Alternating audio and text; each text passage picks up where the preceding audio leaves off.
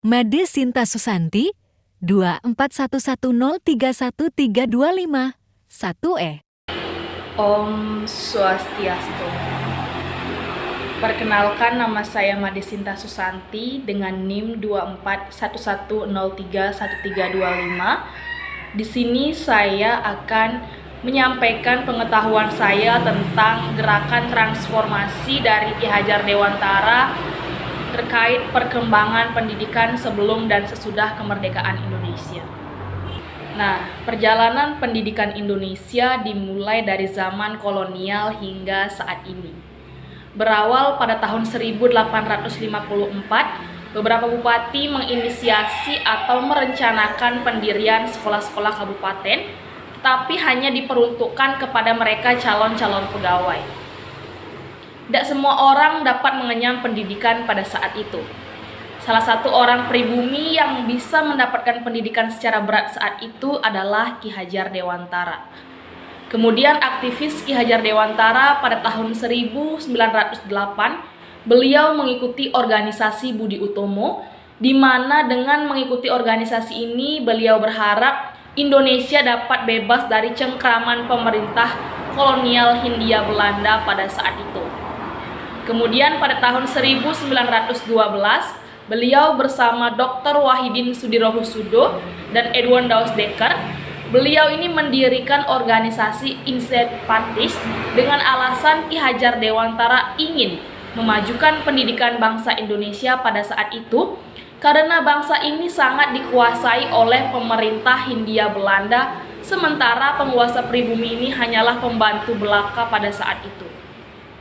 Nah, di tahun yang sama juga pemerintah Hindia Belanda mendirikan sekolah bernama Bumi Putra, di mana pembelajarannya masih sangat rendah dan hanya mempunyai 3 kelas, di mana rakyat hanya diberikan pengajaran membaca, menulis, dan berhitung. Dan sekolah itu hanya diperuntukkan untuk mendidik orang-orang pembantu dalam mendukung usaha dagang mereka. Pemerintah Hindia Belanda kala itu memberikan kelonggaran kepada calon dokter di Jawa untuk dapat mengenyam pendidikan dan pengajaran yang layak.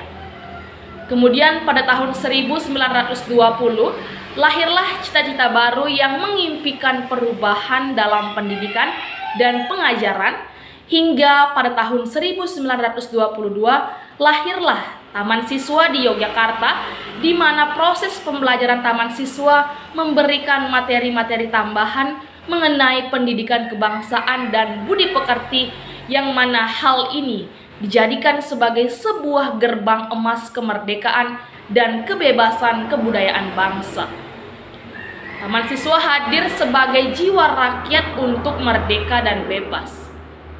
Sampai saat ini pun pemikiran dari Ki Hajar Dewantara sangat relevan dengan tujuan pendidikan saat ini, yakni mencangkup 4 dimensi.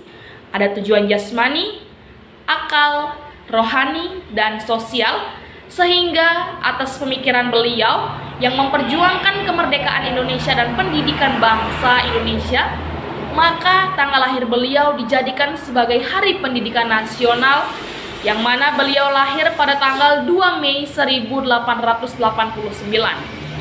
Nah, sampai saat ini pun di tanggal 2 Mei adalah peringatan Hardiknas atau Hari Pendidikan Nasional. Sekian pengetahuan dari saya, terima kasih atas perhatiannya.